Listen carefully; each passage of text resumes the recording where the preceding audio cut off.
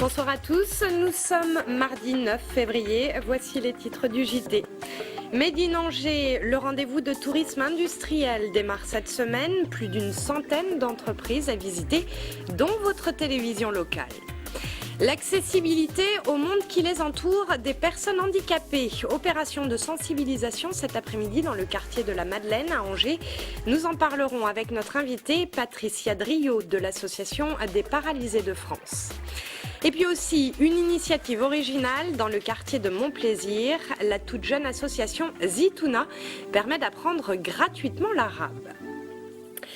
Made in Angers, ça fait 10 ans déjà que chaque année, au mois de février, les Angevins ont la possibilité de visiter les entreprises de l'agglomération. Un rendez-vous que beaucoup apprécient. Exemple parmi d'autres, Angers 7, votre télévision, où les visiteurs ont commencé à affluer. Nicolas Didel. Allez, on va se permettre un petit moment d'autosatisfaction. En 2009, Angers 7 avait été la seconde entreprise la plus visitée dans le cadre de Made in Angers, derrière Cointreau et devant Bulle. Ce matin, une vingtaine de personnes du lycée Saint-Thomas d'Aquin d'Ancenis et du CAT Bord-de-Loire sont passées nous voir. Visite des installations, petit focus sur nos métiers et des téléspectateurs devenus spectateurs de l'intérieur qui apprécient. Bah là en fait je vois les plateaux commencer parce que comme on voit, nous on voit juste l'arrière là, mais on voit tout. Quand on est ici on voit tous les projecteurs, tout ça, comment c'est fait avec la régie derrière. Ça permet aussi aux élèves d'avoir une ouverture sur d'autres univers professionnels que le leur, puisqu'ils sont destinés à la vente. Donc là voilà, ça leur permet de découvrir vraiment d'autres choses différentes. Cette année, une centaine d'entreprises ouvrent leurs portes au public. Industrie, services, tourisme, santé, environnement, le choix est large. En 2009, l'opération avait été un succès avec 21 000 visiteurs, preuve que vous êtes intéressé par le monde de l'entreprise. Made in Angers, ce sont également des week-ends de thématiques avec par exemple un week-end de métiers d'art les 26 et 28 février prochains. Le programme et les inscriptions sur angeloiremétropole.fr. En bref, compte tenu des baisses de température annoncées pour les prochains jours et surtout pour la nuit, le niveau 2 du plan hivernal a été déclenché cet après-midi par la préfecture de Maine-et-Loire. Cela permettra de mobiliser des places d'hébergement supplémentaires pour les sans-abri. Les forces de police, les pompiers et le SAMU ont reçu consigne d'intensifier leur patrouille. Et puis sachez encore que les situations de détresse peuvent être signalées au 115, le numéro d'appel gratuit pour les hébergements d'urgence. C'est un élément du château d'Angers que certains regretteront peut-être. La passerelle de la Porte des Champs qui avait été installée en janvier 2009 a été démontée ce midi. Cette passerelle avait été posée dans le cadre des festivités du 600e anniversaire de la naissance du roi René. Elle était fabriquée par les fabricants Perrault de Saint-Laurent-de-la-Plaine avec... Elle avait en particulier fait l'objet d'un financement sous forme de mécénat de la part de plusieurs entreprises locales. Les établissements Perrault ont récupéré la passerelle en souvenir, mais ils ne savent pas encore exactement ce qu'ils vont en faire. C'est vrai que c'est dommage, comme toute œuvre, qu'elle soit pas laissée effectivement là où elle a été créée. Mais dès le départ, on savait que cette passerelle devait être en place pour le 600e anniversaire du roi René. Alors c'est vrai que là on ferme la parenthèse de cet anniversaire, même si on est au mois de février, mais bon, il faut aussi, comme toute chose passée, mais ça doit nous donner une impulsion sur les activités maintenant à développer entre le château et la ville. Avec notre invité maintenant, nous allons parler d'une opération menée aujourd'hui à Angers par l'Association des paralysés de France pour sensibiliser le public à l'accessibilité des personnes handicapées. Patricia Driot, bonsoir. Bonsoir. Alors nous allons tout de suite regarder ensemble quelques images tournées cet après-midi par Fabrice Gadon. Opération de sensibilisation menée par des membres de votre association qui se sont baladés, tout simplement baladés dans le quartier de la Madeleine à Angers. Quel était l'objectif de cette action? Alors, l'objectif de cette action, c'était de prendre pour cible un quartier où l'on avait repéré donc des endroits qui souffraient d'incivilité Oui. ou de difficultés Oui. pour les personnes en situation de handicap de pouvoir se déplacer.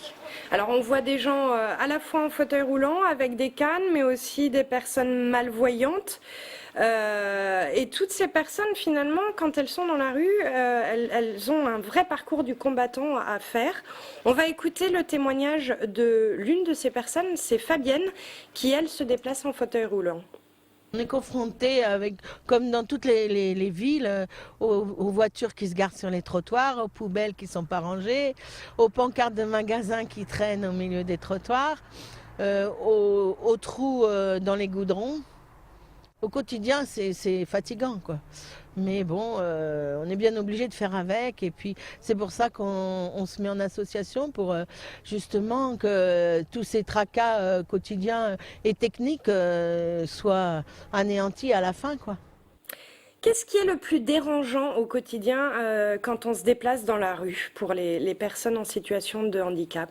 Alors, comme là, on a pu le voir dans ce quartier de la Madeleine, ce qui est le plus dérangeant, c'est donc le stationnement des personnes qui pourraient faire quelques centaines de mètres à pied. Oui, les Il y a voitures. des places, les voitures qui sont stationnées pour ne pas déranger la voie publique, donc très très serrées sur le trottoir.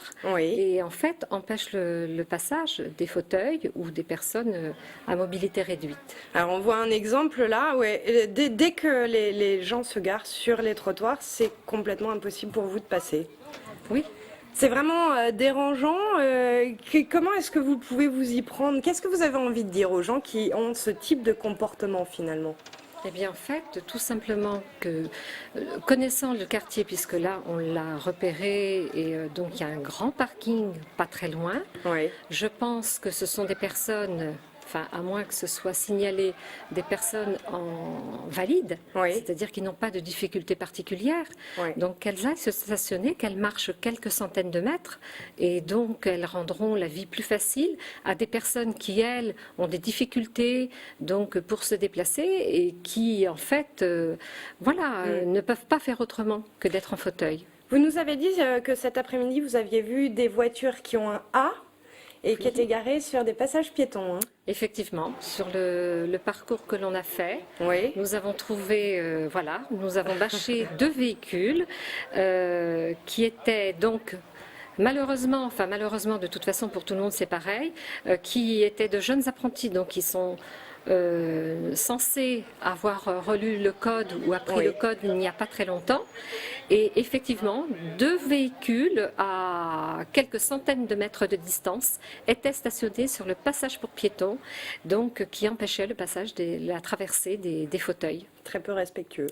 Très peu respectueux, carrément incivil. Cet après-midi, vous êtes également allé à la rencontre des commerçants parce que l'accès au magasin est aussi un problème quotidien pour les personnes en situation de handicap. On va une nouvelle fois écouter quelqu'un, c'est Roger. Il est malvoyant et pour lui, c'est pas tous les jours évident. Dans ces cas-là, quand il y a une marche, j'essaye de la voir. C'est pas toujours évident, mais il faut essayer, quoi. Puis bon, pour rentrer, c'est pas toujours évident non plus dans les petits magasins, quoi. Il y a des magasins qui sont bien, mais d'autres qui sont encore pas équipés, quoi. Est-ce que les bâtiments accueillant du public ne doivent pas répondre à certaines normes d'accessibilité? Si, et les bâtiments recevant du public sont intégrés dans la loi du 11 février 2005, Oui, la qui loi handicap. oblige la loi sur le handicap, l'accessibilité entre autres, et qui les oblige à mettre en accessibilité le plus tôt possible. Mais Et alors cette loi, elle dit qu'elle pose un délai de 10 ans par rapport à 2005 pour la mise en accessibilité des bâtiments et des transports. Ça veut dire que les commerçants ont encore 5 ans pour se mettre en conformité? Alors non. Non. Non, parce qu'on voit bien qu'en 5 ans, là, nous arrivons sur la semaine de la mi-échéance de la loi, Oui. et nous voyons bien que c'est à peine pensé certainement pour certains parce qu'il va y avoir des travaux, effectivement un budget à mettre en place, et quelques magasins ont fait donc des efforts afin que ce soit déjà rendu accessible, mais d'autres, on le voit bien, n'ont pas commencé, ou alors il faut qu'ils le disent, commencer à faire des travaux. Bon, il y a encore plein d'efforts à faire, quoi. Voilà, tout à fait. Ce n'est Bon. pas terminé. Merci beaucoup Patricia Drio d'être venue sur ce plateau. On va continuer ce JT avec un coup de projecteur sur une nouvelle association née dans le quartier de Montplaisir à Angers. Zitouna, c'est son nom, propose dans Angevin de suivre gratuitement des cours d'arabe. Et vous allez le voir, avec ce genre d'aubaine, les élèves ne manquent pas. Reportage. Samedi matin, à la Maison pour tous de Montplaisir, les élèves du cours d'arabe sont réveillés et consciencieux. Ils répètent avec leur professeur la prononciation des lettres de l'alphabet. Ça, tout le monde. Ça, c'est pas ça, c'est ça. Cela fait maintenant 6 mois que l'association Zitouna, Olivier en arabe, a vu le jour. Mission principale, proposer gratuitement des cours d'arabe à ses adhérents. Les professeurs sont bénévoles. Les jeunes et les Angevins, ils ont besoin de langue vivante, ils ont besoin de savoir la langue arabe et la culture. C'est pour ça que je me suis dit, pourquoi je ne serais pas au service des jeunes, au service des autres et tout ça. C'est la solidarité culturelle et la solidarité du savoir. Le savoir que l'on transmet aux enfants dont les familles sont originaires d'Afrique du Nord. Mais il y a aussi des cours pour adultes, le lundi soir, des cours qui remportent un vif succès et auprès d'un public plus varié. On a des Français, des Françaises, des femmes qui sont mariées avec des gars d'origine tunisien, marocain, tout ça. Et il y a aussi des étudiants et des gens qui souhaiteraient travailler dans les pays du Golfe et du Maghreb.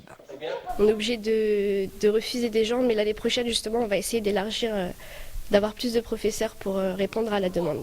Car la demande, elle est vraiment là. Ces enfants sont bien contents d'apprendre et de comprendre la langue, même si c'est un peu dur. Quand on va en Tunisie, au moins, on comprend quelque chose.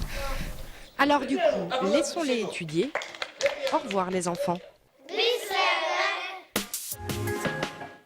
Allez, pour conclure ce JT, quelques images de Bretagne et de paysages emblématiques du chemin des douaniers.